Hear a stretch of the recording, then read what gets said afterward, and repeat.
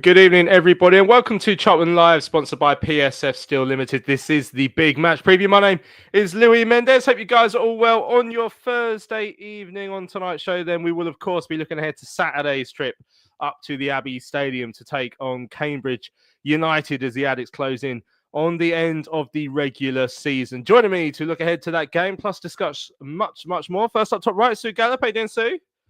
I'm not too bad. Good to be back. Well, good to have you back. How was your latest holiday? My latest holiday was very tiring. Lots of miles were walked, but it was fantastic. Thank you. Lovely stuff. Also joining us at the bottom of the screen there is Mr. Tom Willing. How you doing, Tom? Yeah, I'm all right, thanks. Similar lengthy walk, weren't there, last weekend with the Upbeats walk, but fully recovered now. Looking forward to Saturday. Lovely stuff. No yellow shirt, I noticed. So I do see that Sue is wearing some sort of special shirt that's already got Chris in the chat says straight away, I want Sue's shirt. I'm hoping he's as in just because he likes a shirt. But yeah, what's on that, Sue? Is it Nathan Jones? Yeah, it's Nathan Jones Red Army. Oh, lovely, jubbly. Well, there you go. Yeah. Well, Chris is going to bid for that if you want to sell it.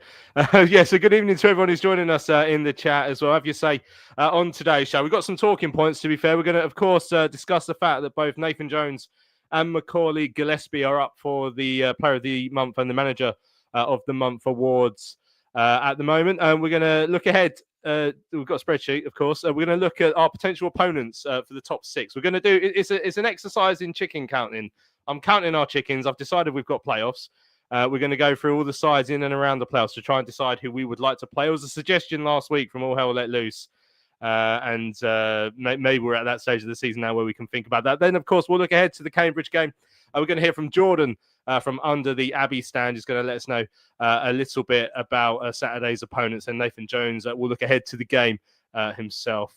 Yeah, like I say, give us your views. If you want to bid for any of our clothing, let us know as well in the chat. You can email us studio@charltonlive.co.uk. You can tweet us at Charlton Live or just stick a comment in the live YouTube chat. Let us know your thoughts ahead of Saturday's game. So first up, I think we should reference the fact that both our player and Macaulay Gillespie and the manager, Nathan Jones, have been nominated for their respective monthly awards. For March Player of the Month and Manager of the Month, Nathan Jones was asked to comment on that earlier on today. You were nominated for League One Manager of the Month for March, winning 5 of 7 games.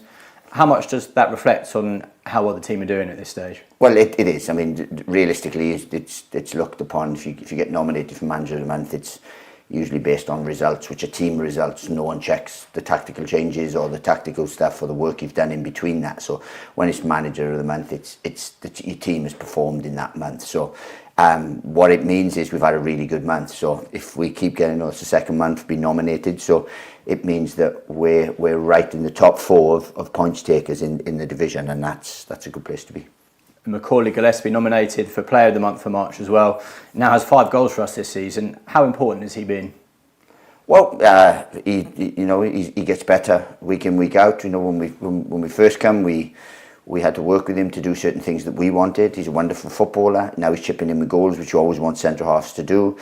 He's as good a technician as there is in the league. So look, we're just delighted for him. But as I said, these awards are a lot of them are, the player one is more personal. The manager one is again a team one. But it shows that we're in a good place.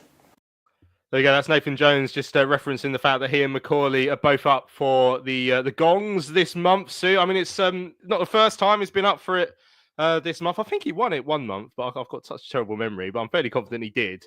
And I thought it was quite a nice little grounding, actually, to remind us of the fact that we are still doing very well, because it's interesting, isn't it? There was so much disappointment of sorts after last Saturday when obviously it wasn't the best performance. We still battled back, got a good point. Our points per game, though, over the last few weeks is still very, very good. And it's nice to have that little reminder that even though maybe the top 2 has just slipped away, we have still had a wonderful sort of second half of the season, and we're in a really good place going into what we're hoping is going to be a playoff campaign, if not some sort of miracle top 2.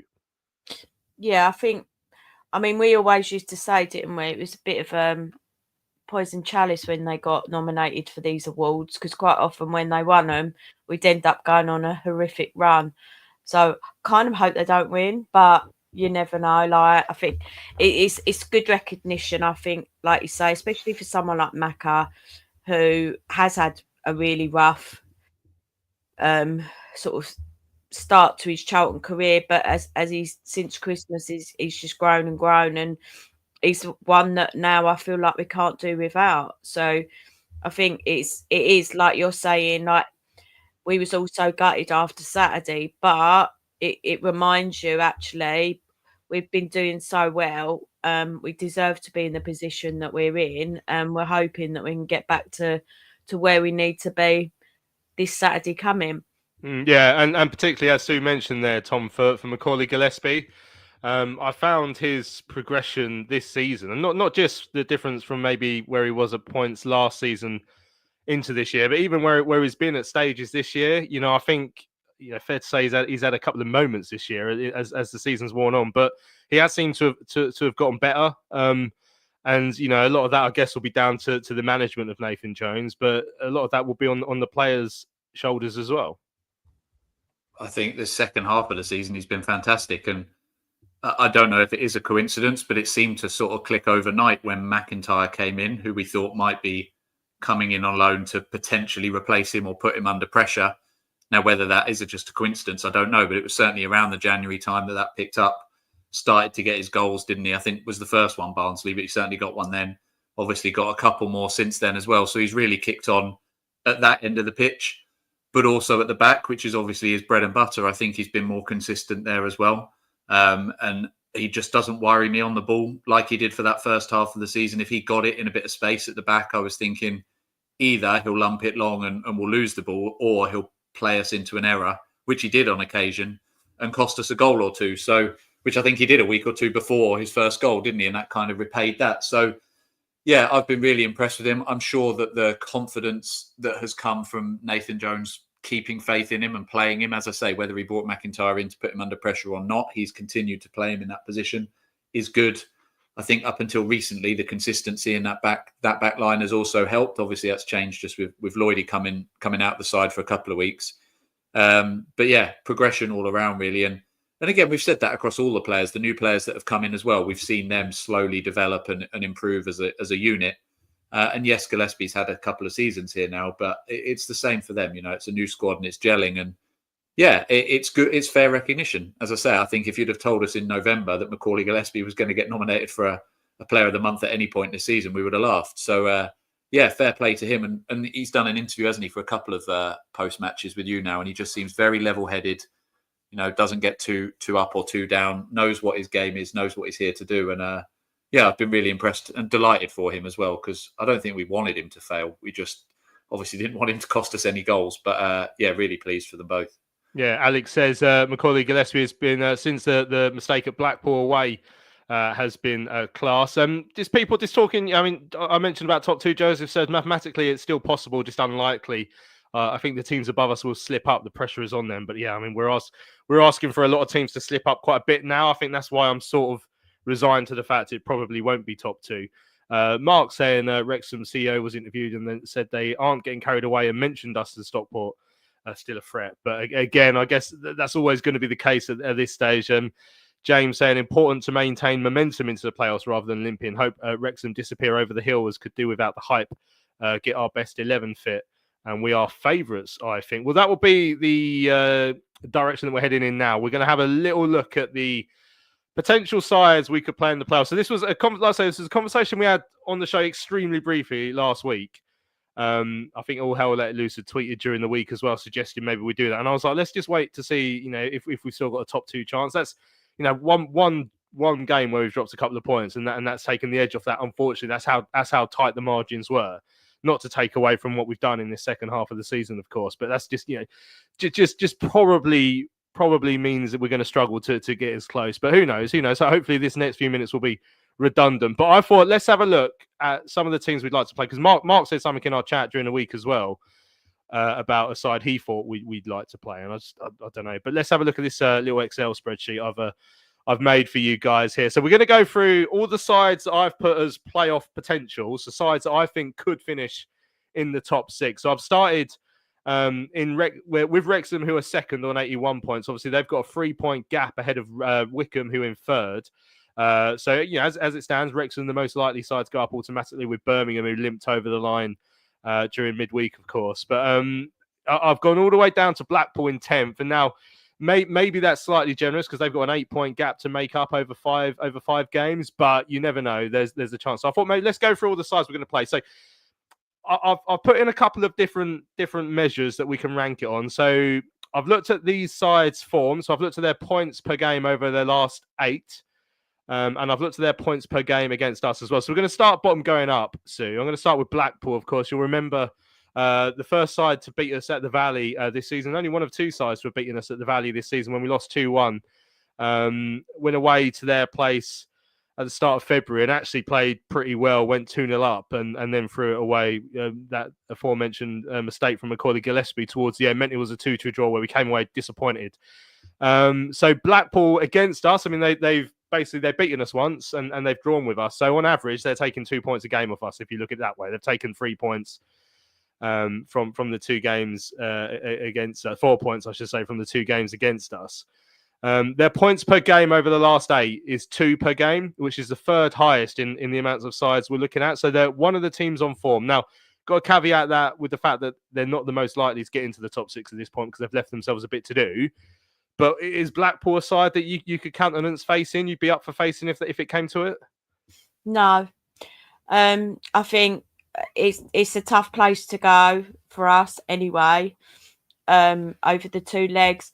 And I think, again, if you look at the momentum that they've built over like more recent times, like you say, points per game in the last 8 games is 2 points, and that's the 3rd best. I think you would be worried if they carried that streak on till the end of the season. And again, we're hypothesizing against, this is like 5 games on from where we're at now, aren't we? So if they lose the next 3 games, that points per game completely bombs out and they're not in the playoffs anyway. So it's just, it's interesting to think about it. But again, if they went on a good run and did manage to get up there, they would be one of my least favourites to play, I think, because they'd have that momentum behind them to have been able to have got into that position this late on. So it's a no from me. Alex says, if Blackpool get in, that means their momentum will be very strong. They also have Abbey Morgan, which means we're guaranteed to concede at least one. I mean, the games against Blackpool in particular, Tom, and that first game was the first time we probably had a real stinker of a first half. You remember that first half against Blackpool? I think we're 2-0 down quite obviously. Abbey got his goal and celebrated in front of the covered end. I mean, from your memory of the games against them and the fact they have picked up a bit of form, what do you think? Like Sue, the form would worry me. If they get into the playoffs from where they are now, 8 points off with 5 games remaining, you have to put them in as possible favourites for the playoffs in the same way that anyone who makes a late run like that usually is. In terms of the games, I'm less worried about them based on the performances so far. The game at home, they stunk out with just messing around, falling over, wasting time, all of that sort of stuff. Obviously, they can still do that in the playoffs, I appreciate, but we're hopefully a little bit wiser to that now. And the away game, as we said just a moment ago, Macaulay Gillespie made a mistake for one of the goals.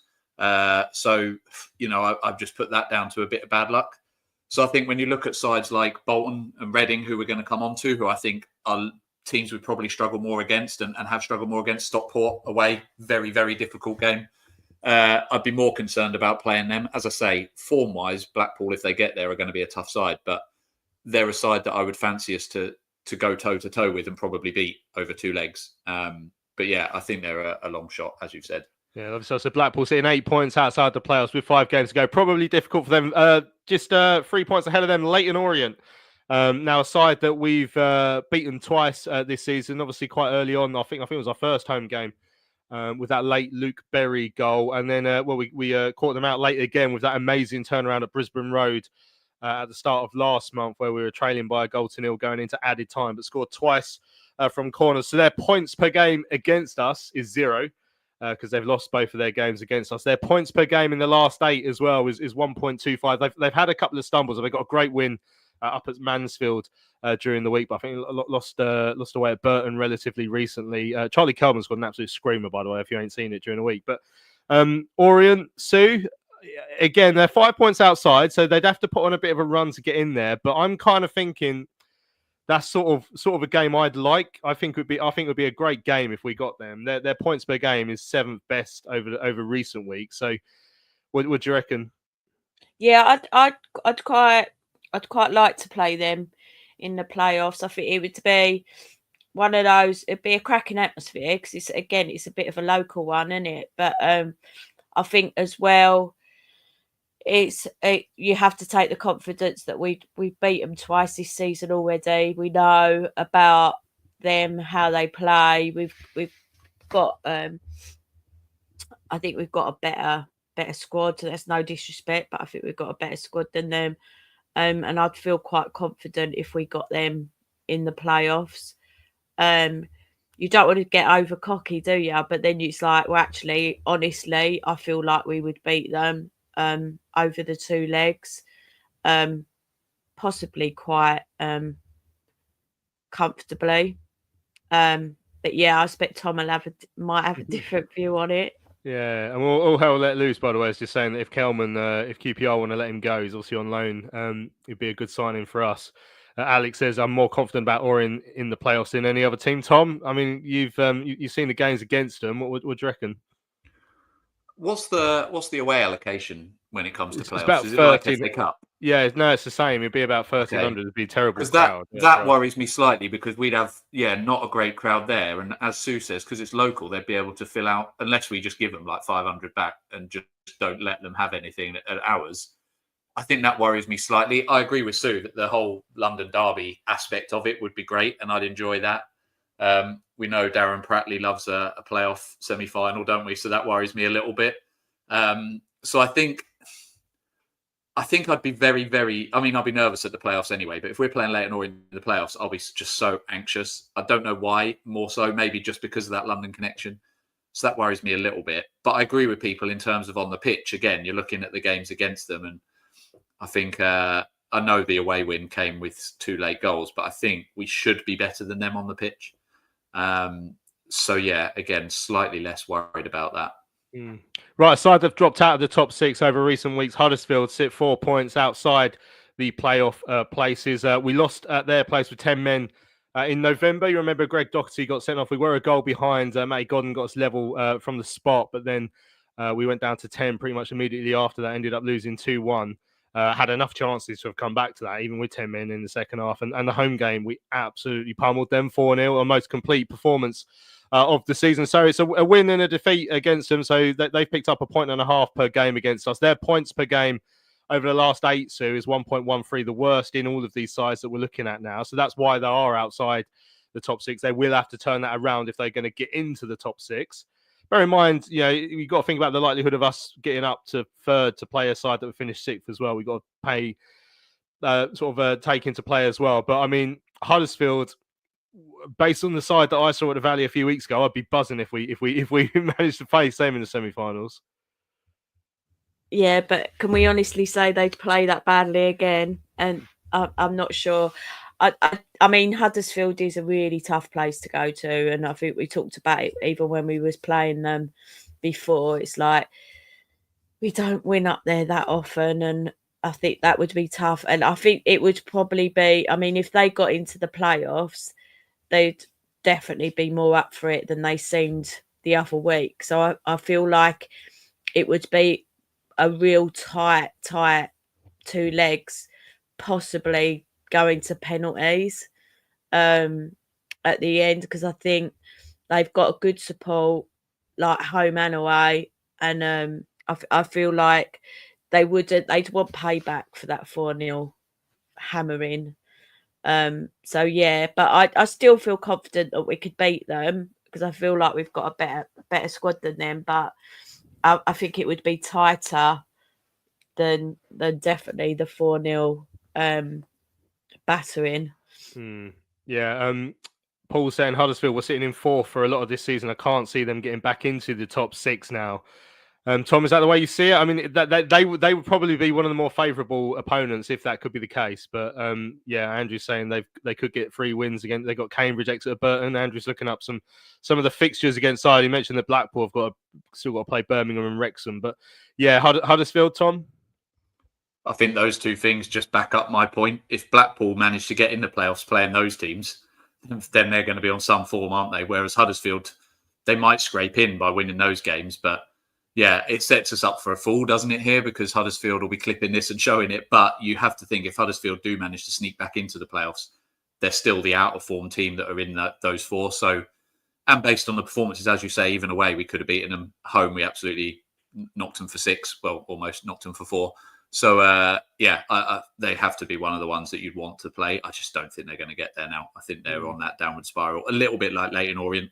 They did their run a little bit earlier and obviously picked up a little bit, but I think those 2 are gone. And actually, I'd look at Blackpool below them and say they've got more chance based on their recent run of form to kind of leapfrog them both, to be honest. Yeah, right. Now we're into the real nitty gritty. So we've gone through sides there. They're going to struggle to get into the playoffs anyway. But let's have a look at, Bolton Wanderers sitting 2 points outside the top 6 behind Reading. We've beaten them twice this season. Early win in August. We beat them 2-0. I thought one of our favourite games of the season. Away from home, actually a bit more tricky. It was the one that ended up with Ian Evatt getting sacked after we won, but actually it was probably one of their better performances in that run before Evatt got sacked. And it was a bit of a battling display from us to come from a goal down to win 2-1 with that Croy Anderson relatively late winner. So we've beaten them twice, 0 points per game against us for them. Their recent form is a bit mixed, 1.5. When Stephen Schumacher came in, they had a bit of an uplift, then they lost a couple. They've been a bit inconsistent since then. So this is the side that Nathan Muller says he's most fearful of. They've got some very good players, which is partly why he never got sacked with them still, with a chance of playoffs. They've got probably players that should be higher up than what they are. Yeah, no, again, I've not got any lists in front of me about who they've got left to play. And I think, like we're saying about all the teams, their run-ins and the results that they get from those run-ins is going to be key to then who we think, when we play those teams, how we think we're going to get on. So, again, it's probably quite unlikely that it will happen, but Bolton could lose the rest of their games. But I think that I would be worried about playing them. And again, I think partly for payback that we've beaten them twice this season. They are a tough team, especially away from home. I feel like that would be a tougher ask than ours. But I think I'd feel fairly confident about, and again, I think similar to Huddersfield, potentially very tight end-to-end games that we could potentially sneak. But yeah, I think obviously tougher than the ones we've already talked about. Yeah, Bolton have obviously got in the playoffs last couple of seasons as well, Tom. Does that play a part in your thinking? The fact they have some sort of recent experience in getting into that pressure cooker at the end of the year? It's what I was going to mention. Yeah, you think of that game up against Shrewsbury in the first year under Bowes, that we didn't get it. When we came back against Doncaster, all right, it took us to penalties in the second leg, but we were a little bit more streetwise and we were a little bit more understanding of what was prepared of us. And it worries me that they have that. I know that we've got the 6 points against them this season, but I'm with Nath. I think that you look at the players that are in that squad. You look at, as you said, the fact that the manager got sacked for not doing well enough, and yet they're still around the playoffs. And yeah, you just look at the experience they've got of having been in the playoffs recently as well. They worry me a lot. Yeah, I wouldn't want to get them either. Probably they're the ones I'm most fearful of as well. I think there might be one other in the list to come, but yeah, they scare me because they're a good side. Yeah, right. Reading next up, sitting inside the top 6. So as it stands, they'll be playing Wickham as the table stands. Obviously, everything can and will change between now and then. Lost away from home when Nathan Jones was raging off his nut. Drew 0-0 at the Valley. Not a great game, if I remember rightly, at the start of the year. So they've got 2 points per game against us. Their recent form is pretty good as well. They're fourth in this list of teams that we're looking at, 1.88 points per game over the last 8. Bizarre circumstances off the field, and obviously we hope that doesn't play a part in this. But Stuart, did ask, you know, their running looks easy, but what happens if they get kicked out of the league? Do the points accumulated get deducted? I think traditionally what would happen is that the points you've earned against that team come off your total. So Wrexham, I think would lose. I think people were working this out the other day, would lose like 6 points, whereas we'd only lose 1 point, or maybe Wrexham would lose 4 points. Either way, it would work in our favour. But I'd rather stay down than that happen and us go up. So difficult games recently against them. Both times we've gone there under Nathan Jones, we've lost to. Yeah, but I think like that reverse side of what I was saying about the other teams that we've beat, I think mentally Nathan and the squad would be like, we need to.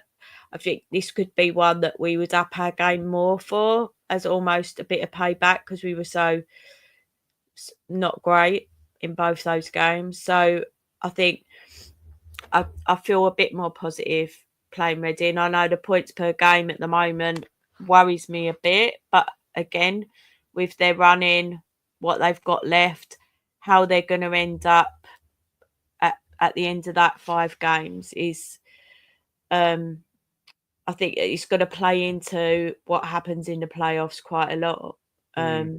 So yeah, Reading don't worry me. Yeah, Tom. I mean, they've got all that turmoil off the field. Does that? I don't think that plays a part really when you look at how well they've been doing in terms of the results they've picked up. I was going to say, it doesn't seem to be so far, does it? I remember the away game, which was frustrating because we were obviously, I think, were we still unbeaten at that stage? We were on a great run of form early part of the season. We obviously got that weird goal where we thought it had gone out for our ball, but actually they had a throw-in and counter-attacked and scored 2 from range.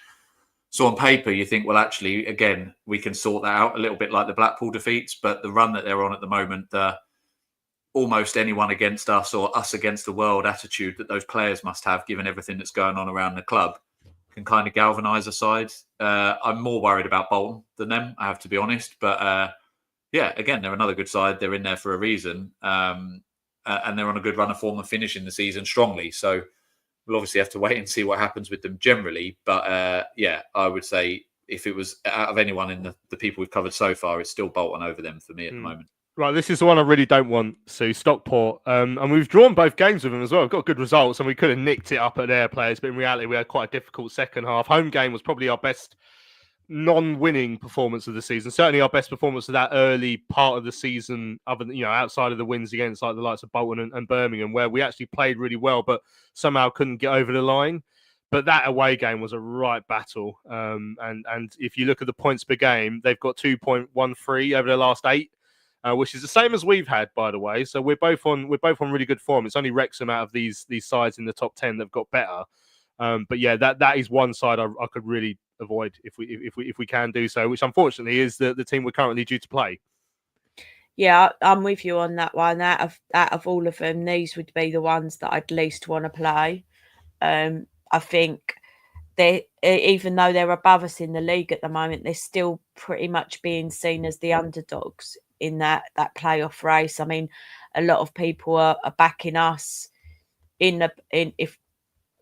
if we get to the playoffs. I mean, Stockport, that I think they've got nothing to lose, have they? Like their fan base and that they've not got that level of expectation. So I think that would be the one that I'd be most worried about. Tom, what do you reckon? Tough, aren't they? We were talking about it on the way back from Stockport after that away game. Nasty place to go. It's obviously a long journey as well, but just the way they set up, they're hard to break down. They really dragged us into the gutter in that game. I think you just definitely need a TC on form. You need pace. I think we played Leeburn, didn't we, up there to try and combat the strength, and that didn't really work. And obviously we don't know what his situation's going to be now. He's out for the season, isn't he? And I assume that means playoffs as well. So, yeah, there wouldn't be a fun one, I have to say. Yeah, it wouldn't be fun at all. As you say, at the moment, that looks like that's who it might be. So if it is them, second game at home, got to get above them and make sure we bring them back to our place with something still to play for. Yeah, and like we say, one of the form teams, one of the sides not on great form, but actually picked up a little bit recently. I think they lost in. Did they lose in midweek or did they? Oh no, they won in midweek, didn't they? But Wickham. So we've only played them once, beat them at home. Still got to go there in a few weeks' time. I wouldn't say no to this one, which is interesting because we struggled against them in years gone by, but we've beaten them once this season. I just feel like they've dropped off a little bit. Yeah, I feel the same, Louis. I think I wouldn't mind getting these. I think possibly out of all of them we've spoken about so far, these would be my favourites to play. And I think, well, obviously, but when we play them away on Easter Monday, that'll be a good indicator. But I think we've got enough about us, and I think because they have been quite sort of inconsistent, even though they're still up there, they've been quite inconsistent, and I think that would go in our advantage because although we're having the odd like draw or loss here and there, they seem to be a lot more up and down in terms of their results. We've been pretty solid, so I'd be quite happy playing them. Yeah, and Tom, I'm just going to wrap up these last two together then. So your thoughts on obviously Wickham and then Wrexham. So Wrexham fly in 2.38 points per game over the last 8. 2-2 draw at the Valley. Obviously yet to play them away from home. Weird. I didn't think we played that great in the 2-2 draw, but we got a point towards the end. I mean, they seem unlikely to drop into playoffs, but I mean, if you had to pick one out of Wrexham and Wickham to play, if we were to drop down to 6th, which I'm hoping isn't very likely at this moment in time, but maybe if we were to get through to a final, for example, who would you rather face out of those two? I've had this battle in my own head for about 3 months now, because I obviously want us to go up desperately, and almost as desperately, I don't want Wrexham to go up because I hate them so much. The worst case scenario, I feel, is losing to Wrexham at Wembley because the Hollywood bull that you'll get out of that will be awful. Best case scenario is probably beating Wrexham at Wembley would be incredible. I just don't know if I want to be tied up in that stupid circus again like we had at home with the day trippers and the half and half scarves. I've never had so many people just turn up and sit next to me that weren't really interested in football. It was just bizarre. But at the same time, that means Wickham have to overtake them and get second place. So I'm kind of glad you wrapped those two into one question because I probably want Wickham in the playoffs, but that means Wrexham have to go up in second, and that pisses me off as well. So honestly, I just don't know. I don't want Wrexham to go up, and obviously I do want us to go up. If it means we both do, obviously I'd rather we both do than neither of us do. So I suppose that means they have to finish second, and we have hopefully Wickham in the playoffs, which I think is what I'm saying is that I feel like that might be easier. But yeah, it's just a horrible decision all round, basically. Or as Sam says, we get second and don't have to worry about it, and Wrexham go out. I mean, that would be ideal. And up until last Saturday, even half time in their game, I was thinking that could be on. And then obviously they got their win and we didn't. There we go. We win Saturday, they lose Saturday, Wickham lose Saturday, and it's all back on. So we'll see what happens. A good point made by Dean as well. You know, we're having this conversation. It'd be interesting to try and dig out other clubs' pods to see if they're saying how many of those teams' fans are saying they don't want to play us. Because I imagine between us and Stockport, we're probably the two currently in the top 4 that people want to play the least. But we'll find out. Well, let's see. Let's see how things land. Right, let's have a quick break. When we come back, we will turn our attention to Saturday's trip up to Cambridge. PSF Steel Limited is a trade supplier of steel fabrication and erection services to the new build, construction and refurbishment market in southern England. With their unrivaled depth of experience, they excel at providing their customers with high quality and cost-effective steel fabrication solutions. Their customers include national and regional house builders such as Barratt Homes, Bellway Homes, the Vistry Group and Taylor Wimpey. They pride themselves on their service-based ethos and commitment to customer service excellence, which includes full technical backup and on-site services and support. If you would like more information, go to www.psfsteel.co.uk. That's www.psfsteel.co.uk. Hello fellow addicts, I'm so excited to tell you all about our micropub, the River Ale House. The River Ale House is based in East Greenwich. It has 6 Pub of the Year awards, an ever-changing selection of amazing beer. It's owned by Charlton fans, walkable to the ground in just 20 minutes with buses that go direct to the Valley too. If your matchday routine includes a drink with your friends, you must join your fellow addicts in the River.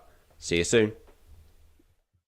Well, welcome back to Charlton Live. This is the big match preview. Now, let's start to face turn our attention to the side we are facing this Saturday. A side very much not in the conversation we've been having over the last few weeks. Unfortunately for Cambridge, sitting in the bottom four. They are second from bottom. They're 7 points from safety as well, with 5 games left to go. So I'm about to be joined by, I imagine, a pretty miserable Jordan from under the Abbey stand. Jordan, great to have you on. How you doing, my friend? Hello, good evening. Yeah, thank you very much for having me on. Yeah, not doing too bad. Not doing too bad. Probably have ruled out in my head winning all remaining 5 games and finishing on 50 points. But yeah, still trooping on.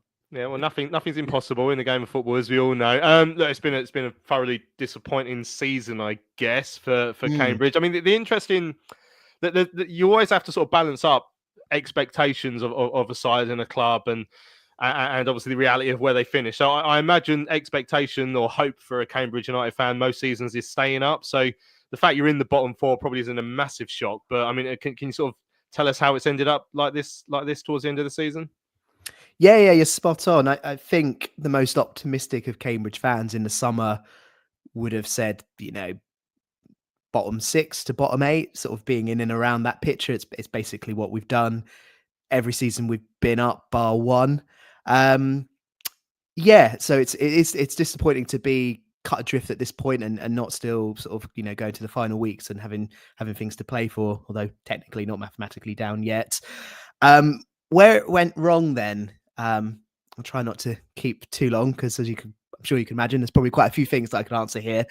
I think it's down to 2 main points really, and both these points have been addressed. So coming back to your comment about sort of feeling positive and things like that, oddly, I'm feeling all right about sort of the future and the outlook and next year. But yeah, the 2 main reasons that, in my eyes, that we are in this position, I would say, firstly is the recruitment, and that's an issue not for sort of the summer, but it's more the last 6 windows. We've had some real shockers, some strategy ideas that just haven't worked out, and that was addressed in the start of February. Our director of football left the club, and at the time, the fan base was sort of wondering where the chairman sat on this opinion, like where we are. Like, is he blaming the director of football or is he blaming Gary Monk as head coach?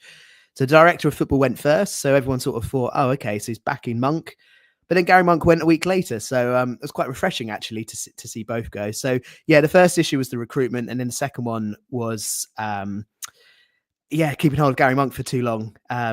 He had a terrible start to the year. We were winless in our first 9 games. And I think in our first 12 games, we picked up something like 10, 11 points, which isn't a great return.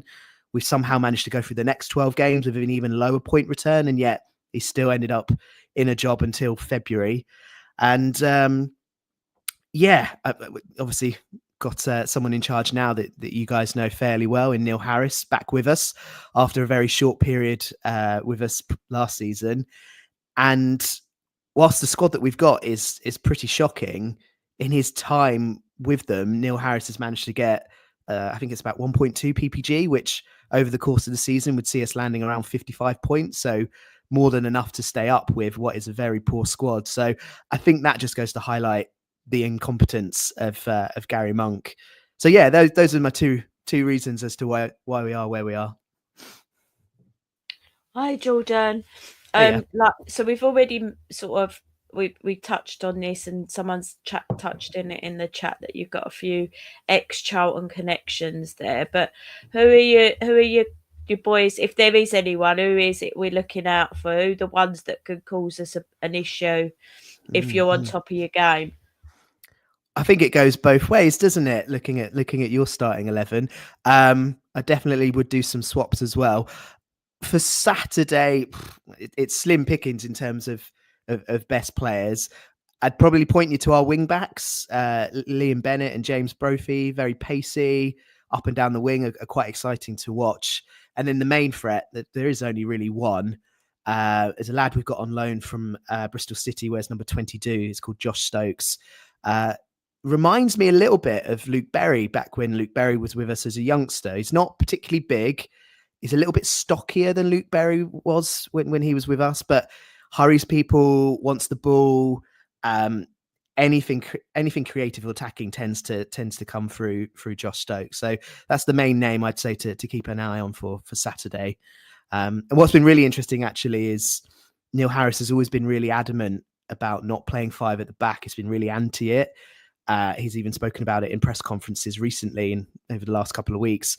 But that's what we've been lining up with over the last few games. And actually in doing so, we've moved Josh Stokes back into sort of the number 10 position. And he's been sort of more instrumental and has been sort of getting more involved with games. Whereas previously when Harris came in, he sort of shunted him out to the right wing and it was just a bit of a waste of talent out there.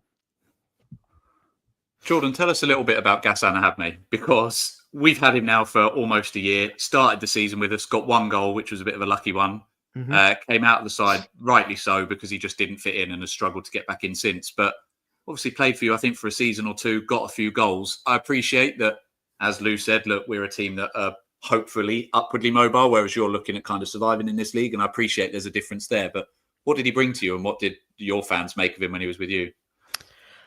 He was well liked here at United, and I say this next thing as a fan of Ghassan myself, but I was so surprised that he went to you guys in the summer, especially for the price tag that was rumoured sort of to be involved, because quite simply, as good as he was for us, he just didn't really feel like he could go much beyond sort of a sort of mid League One side. So yeah, very surprised that you guys came in for him. Very surprised with the fee that was attached. In this great dissection of what's gone on this season for us and where things have gone bad, there's been quite a few sort of interviews with, CEO and the new director of football talking about things. And one of the things that's come out has been about our budget, our playing budget, and basically saying that, the budget that we've had this year in previous years would have seen us sort of flirting with the playoffs in terms of sort of, comparison. But in our time alone in this division, so sort of 4 years, the playing budget for the bottom half teams has gone up by 60-70%. And I just think that the whole Ghassan Ahadme, the amount of money that you spent for him, just kind of sort of shows the inflation that's gone on in League One, the money that's being spent. And actually, some of it's just not really justified. And, obviously everyone looks at Birmingham and the amount that they've spent and, shock horror, they got promoted in the week. But the rest of the league seems to be sort of spending a lot of money. And I wonder if it's, making people inflate prices and pay things for players that just aren't worth that. And I love Ghassan Ahadme. I'd have him back in the shop, but I saw the price tag he paid in the summer. I just, as a fan, thought he's not worth that. Interesting stuff, Jordan. Look, it's been a pleasure having you on. I think I'm coming on your show after our one, so I'm sure I'll speak to you again. But yeah, cheers for your time, and whatever happens for the rest of the season, good luck and good luck for the future. Cheers, guys. See you soon. That's Jordan from Under the Abbey Stand, one of the great podcasts out there, one of the award winners, I think, over the years. Good to have him on. Right, let's look ahead to Saturday's game from a Charlton point of view. Nathan Jones sat down for his presser today. He addressed how he's sort of reacted from last week's game as well. Had a few days to reflect on Saturday's game against Lincoln City. How do you look back on it? Look, all the stats, the numbers were pretty dominant in our favour, but we didn't defend our box well enough. We allowed an old player of mine to do what he does best, and then we had to chase the game. A lot of positives in how we reacted, how we came back, and probably only one side going to win it at that stage, but we just gave ourselves too much to do, and I don't want to do that and go back to the older days where we've got to get 3 to win a game. That's not what we built on. You've had a full week of training since last weekend. How have you been using it? Similar to what we do. A few needed a bit of rest, a few needed a bit of work, and we've done that, and we come into today in much better shape. Tyrese Campbell missed Saturday's game. How close is he to a return? Well, a lot closer than he was last week. He was a calf, just tightness that we didn't take any chances with. So, as I said, with an extra week, he's a lot closer to the squad. And Lloyd Jones also, he's missed the last 2, a lot closer as well? Exactly the same in terms of that. We haven't rushed these. These are 2 of our best players, so we didn't rush them or put them. It's not that stage of the season yet, but we want to get all our best players back. Did everyone come through Saturday okay? Any fresh injury worries this week at all? No, look, as I said, we've used it well in terms of freshening up, in terms of giving others a bit of work, and as I said, we're in a better position for it. While we didn't play midweek, other teams did. Were you keeping an eye on what was going on elsewhere? Well, you have a look at the final score and things, but it's nothing you can do. What we've got to do is get to our points total, the maximum we can get, and then it's up to other people. So, as I said, I don't think too much damage was done in midweek, but that we're not looking to rely on anyone else. We haven't got to the position we are relying on other people. In fact, we've had to make sure that we've climbed our own ladder, if you like. A trip to Cambridge United on Saturday. What can we expect from them? The toughest of games, always a really tough game. They've got a lot to play for. We got a lot to play for. It's a difficult place to go. Coming up against Neil Harris' side, always difficult. So we're going to have to be, we're going to have to do all the basics really, really well, and then be the best version of ourselves to get anything from the game. We say it every week, you'll be back by a sold-out away end. How important will their support be on Saturday? Yeah, well, look, I hope we give them a real good thing to get behind this week. We let ourselves down at Peterborough, only in the goals that we conceded, not in the level of performance, and we don't want to go through that again. I feel like we haven't had do the basics for a while. It's the best version of ourselves we've been getting every week, but we're back to doing the basics as well, Sue, which will be an absolute pleasure. Yeah, maybe that's why we didn't win last week. Maybe the basics weren't there, but yeah, they're definitely on course for this weekend. I found it interesting the way you sort of, now he's got a bit of a calmer head after obviously what went wrong on Saturday. How he was able to look at took some of the positives from it, but it'd be interesting to see how he's reflected on what happened last week and how he tries to fix whatever that was this week. Yeah, I think we've talked about it before, haven't we? Like, you get post-match Nathan is a very different Nathan to 3-4 days later in terms of having that space to think about what happened and actually watch the game again and think, actually, like we've said it ourselves a couple of times, haven't we? We've looked back on a game in the moment and gone, oh, we weren't all that. And then we go, actually, we weren't that bad. So I think I always love listening to his interviews anyway, just because I like the level of passion and intelligence that he has about the game. But I think we sort of have a laugh. I saw Tom laughing as soon as he said best version of ourselves, because that is a weekly bingo call. But yeah, it'll be interesting to see how he sets up Saturday. He never gives anything away when it comes to players coming back, because I think we had it with Kane, didn't we, when McCain was getting ready to come back and then he was starting and we thought he might have been on the bench or not involved, and he actually started. So it's it'll be interesting Saturday, and I think just when he has that time and headspace to think about a game, I think he is able to then like really reflect on the good things that came out of that game rather than focusing on the bad things. Yeah, and certainly a lot calmer than when I spoke to him on Saturday, Tom. I mean, team news is out there. I mean, not giving much away on TC or on Lloyd Jones. I mean, you feel like, based on what he said, they could play. They might not be there. I mean, Alex is worried because didn't Leeburn only have a minor injury before he was then announced injured for the season? But you never know. Sam would love to see TC and Lloyd on the bench on Saturday. Tim says we want to be front-footed. We always do. It's that balance, isn't it? We've spoken about it a little bit, because it's not quite as precarious as it could be, but we've got a 7-point gap down to Bolton in 7th, which is fine. I mean, obviously, I'm still targeting 3rd and 4th if we can't get 2nd, which seems like the likely position being 8 points behind Wrexham now. So we don't want to go too easy in that we don't get the so-called easier side of the playoff draw by finishing with a home game in the second leg and by finishing 3rd or 4th. But we also we don't want to not play players for that, but we also don't want to risk players and then not have them in the playoffs, because we're clearly not as good a team without Lloyd Jones, without Tyrese Campbell. So how he balances that team selection between now and the end of the season will be actually quite fascinating. So that's a real headache for a manager to try and work out, because also you want the form going into it, so you don't want to not play. You don't want to finish on a really bad run of form because you've been saving your best players.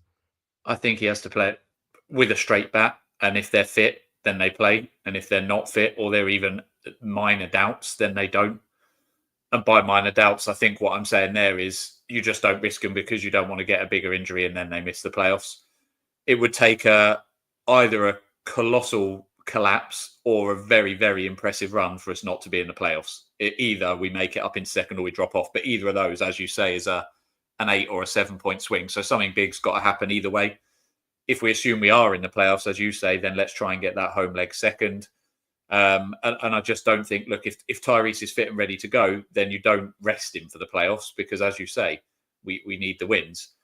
If he's a doubt, then don't, then you protect him and make sure that he's fully fit, because there's still, 5 games of the season left. So him not playing Saturday doesn't automatically then mean he's not playing until the playoffs. It might just mean he needs one more week just to get fit.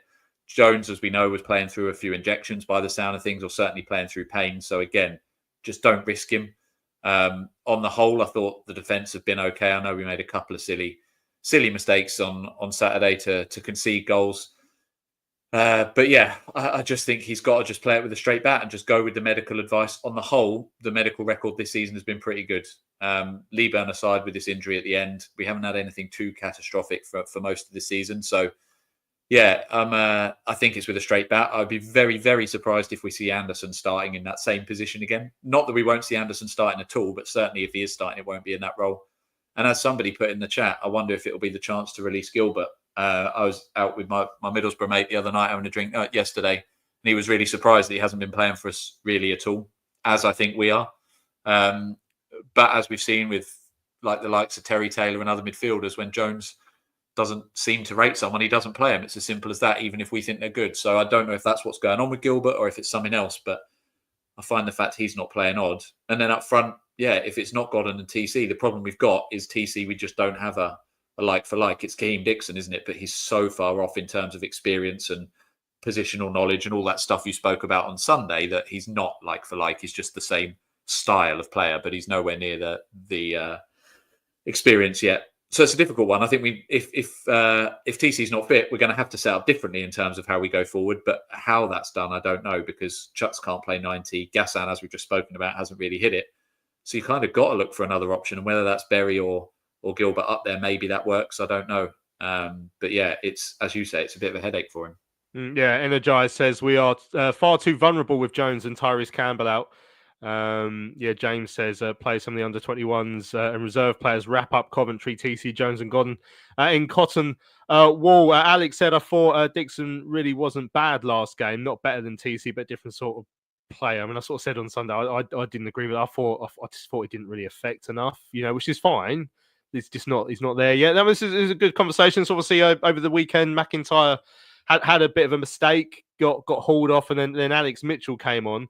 But as not Alex Mitchell, but a different Alex here says, I'm a big fan of him. However, he was shaky against Lincoln. It might be since he was his former team. Danny says playing Mitchell to give him some game time, just in case we need him for the playoffs. I fancy him over McIntyre, but all hell let loose says he lacks confidence at the moment. Wallace said he thought he did okay against Lincoln. I thought he did look really shaky. Andrew says long time rusty, maybe minutes will improve him. So again, there is a conversation there to be had. You've got McIntyre, who played pretty well up at Mansfield. You've got Mitchell, who's had really good games this season. Start of the season was playing very well. Been out of the team for a long time, not playing very well against Lincoln, in my opinion. But I know he's better than what we saw on Saturday. So I wonder if Nathan Jones has to almost pick one between now and the end of the season. Go, right, one of you is going to be my backup if Lloyd Jones is not fit, and therefore you need to be hammering minutes into him to get him ready, because both have had a little wobble on Saturday too. Yeah, I think that's a good shout, and I think out of the two, I'd probably go with Mitchell, just from for experience. And I agree with what Andrew said about Mitchell. I think part of why Alex didn't look so commanding and confident against Lincoln was because he hasn't had minutes. He's not had match minutes.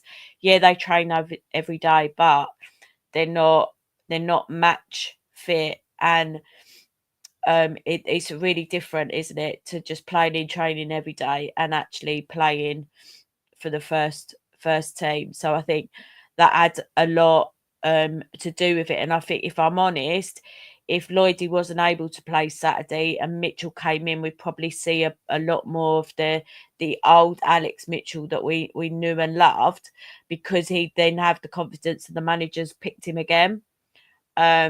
So yeah, I'd go with Alex if it was between the two of them.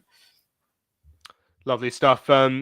Yeah, Energize says depth and quality in a squad is what we need now to build. We have started this process under Nathan, but this can't just be built in 2 transfer windows. Stephen said, so who do you drop for Gilbert? So if it is going to be Gilbert coming into that side, Tom, I mean, you're sort of saying, like, if there's maybe Anderson, but I mean, there's different roles, is it? I just don't. I assume the reason that Gilbert doesn't start games is because he hasn't really got the engine to go the full 90 minutes, or at least 70 minutes at the sort of intensity. Yeah, that's another word that Nathan likes, that he demands from his midfielders, because big part of that midfield, and that is why Croy gets games, although, probably misplaced in the position he was playing on Saturday, is because he can run and he can put players under pressure with his pressing, and I don't think Gilbert does that over 90 minutes. I totally agree. That's definitely why Anderson gets his games, but the position that he was in last week just wasn't right. So, look, I have certain issues about Anderson playing sometimes, but I think what Anderson gives you in terms of industry, I totally get. I think, to answer Stephen's question, I wonder whether you put Anderson alongside Doherty and Coventry, drop Berry, and then you play Gilbert up, not quite alongside Godden, but more in the more attacking role. But again, it's still not going to be the same formation, because you're not going to have a TC, Gilbert isn't going to pull out wide in the same way that TC does. He hasn't got the same pace. So if not, you maybe stick with that midfield and you chuck somebody in. People aren't going to like this, but you chuck somebody like a Gassan or a Chucks in for 45 minutes each, and you just hope that your wing backs, the likes of Small and Edwards, can get to the byline and get crosses in. Maybe Gassan gets on the end of one. That's what he's supposed to do. I know we haven't really seen it. Or maybe if you can get the likes of Berry and Doherty to be much more around the edge of the box when those crosses come in, Godden's going to pick up on loose balls, and you try and play it that way. But the truth is, and as I said, I think on Twitter last week, we're not a one-man team. But last week we kind of made it look like that, because it looked like without TC we've got no plan, and that's just not true. We didn't play very well. We didn't play to our conditions. We played like TC was still in, and it didn't work. But I do think, look, we've got attacking wing backs. We've got a decent midfield. Doherty's good on the ball. Berry's good on the ball. Godden can get around there. If you can just get the ball into those areas around the edge of the box, we've got players that can score. Anderson just isn't that player, and that's why it didn't work. So if there's a way to fit Gilbert in that way, do it. If not, I think you go with a striker. As I say, if Chucks can only do 45 minutes, but he scores in that first half, fine. Then pull him back, stick somebody else in and change it second half. But yeah, it's not a fun one to have to choose. But yeah, I just think one of those might work. But yeah, if TC's back, obviously all of this is redundant. But if we can get a win without him and then get him fully fit for the week after, because obviously we've got 2 games over that weekend, then that could be crucial. Could define where we finish and what happens for the rest of the season. Yeah, Danny says Gilbert takes a great corner, but you're exaggerating his effectiveness as a creative player. I mean, we haven't massively seen it really in open play, have we? We haven't had a chance to see it. James is saying he'd rather play Stockport than Reading, Bolton or Blackpool in the playoffs. That's an interesting one. Yeah, Richard's saying Karoy has an aerial presence and plays on the front foot and not on the back. And that was exactly what Nathan Jones loves. He loves a bit of front foot. Does he do the basics well enough? Is the next question, of course. Right, I can say stuff like that all night, but I think we'll leave it there. We've come to the end of the show. Another sold out away end Saturday. They've moved the away fans from behind the goal to the side at Cambridge, so I think we've got a little bit fewer, which is a bit stupid, really, because they could have given us loads more tickets. I don't understand why they've done that, but yeah, everyone go and have a good time. Check your trains, because I know there's no trains from Sidcup on Saturday, so I think there's quite a few lines. So make sure you have a look, plan your journey. It's not going to be a straightforward to get up into town to get across to Cambridge. But yeah, going to be another great day. Going to be loads of us there. Hopefully we can get 3 points. Hopefully, a miracle can happen and we can get back into the top 2 race, but certainly try and cement our place in the top 6. Right, massive thanks to Jordan from Under the Abbey stand who joined us earlier. Massive thanks to all of you who've joined us in the live show. Make sure you subscribe to our YouTube account. We hit 2,000 subscribers during the week. Really pleased with that. Let's try and head for 3,000 now. Hit subscribe on your podcast apps as well. Never miss another show. Tom and Sue, been an absolute pleasure as it always is. Thanks, both. Thanks, everyone. Lovely stuff. Check out our merch store, charltonlive.etsy.com. If you want a Charlton Live mug as well. Right, this has been a Charlton Live, the big match preview sponsored by PSF Steel. My name is Louis Meadows. We'll be back on Sunday morning where we look back at the Cambridge game. We shall see you then.